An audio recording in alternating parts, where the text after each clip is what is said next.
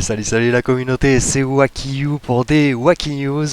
Aujourd'hui je voulais revenir du coup par rapport à ce que j'avais dit par rapport au script du tournoi des éléments. Donc pas mal de joueurs avaient déjà un petit peu mis le doigt, mais Astarion nous a vraiment répondu et m'a mis une picture qui nous permet vraiment d'avoir la réponse.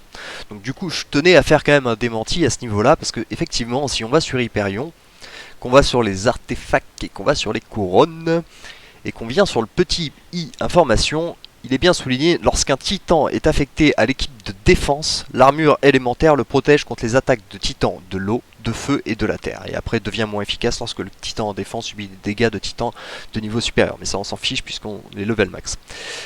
Mais du coup voilà, c'est bien souligné lorsqu'un titan est affecté à l'équipe de défense, et donc quel que soit le symbole, ce sera contre les attaques de titans d'eau, de feu et de la terre, donc c'est pour ça, c'est pas que le sien du coup nous mettait plus de dégâts, c'est que le nôtre met moins de dégâts, car le sien étant en défense a plus d'armure élémentaire en fait, tout simplement. Voilà, donc je tenais vraiment à faire un petit démenti là-dessus, qu'on n'ait pas de malentendus. Je remercie encore une fois Astarion de vraiment m'avoir mis le doigt dessus, parce que pour le moment il y avait surtout des suppositions. On se disait oui mais c'est peut-être par rapport à l'armure élémentaire, mais on savait pas exactement. Là on a vraiment pu y répondre, donc c'est assez super. Pour l'étage 5, j'ai un autre joueur qui m'a donné une réponse que j'ai trouvée très cohérente, donc je vais vous la communiquer. On va le faire par la même occasion. Donc bon, quand on est sur des petits comptes, dans tous les cas, on a des teams qui sont affaiblis hein, sur les étages. Ce que je veux dire, ici, normalement, moi par exemple, hop, on va juste aller à l'étage 5 par exemple.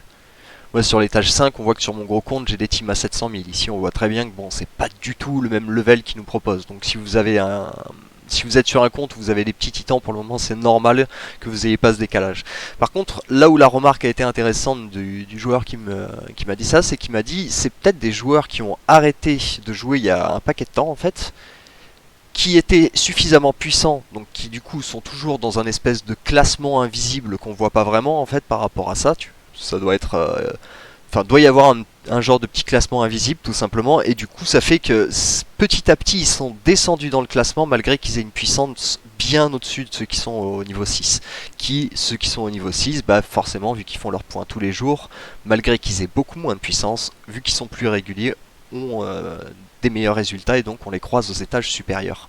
Et donc ça vient surtout de ça, mais bon il faudrait peut-être qu'au bout d'un moment ils remettent un petit peu leur classement à jour, parce que bon, au final, c'est pas très logique de croiser des teams à 700 000 à l'étage 5 et à 400 000 à l'étage 6. Ça, on va pas trop chipoter là-dessus.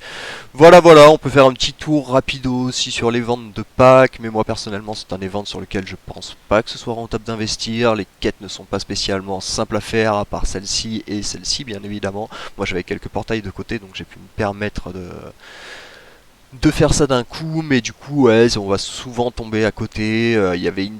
Au début il y avait vraiment une théorie qui était sûre, c'était que c'était les coffres de l'extérieur qui contenaient tous les grands prix. Maintenant cette théorie tombe un peu à l'eau jour à jour, donc du coup je peux pas vous donner vraiment de stratégie qui soit plus rentable qu'une autre, malheureusement. Voilà, j'espère que la vidéo vous a plu. Si c'est le cas, comme d'habitude, n'hésitez pas à lâcher un petit pouce et à vous abonner, ça fait toujours plaisir, et on se retrouve très bientôt. Allez, ciao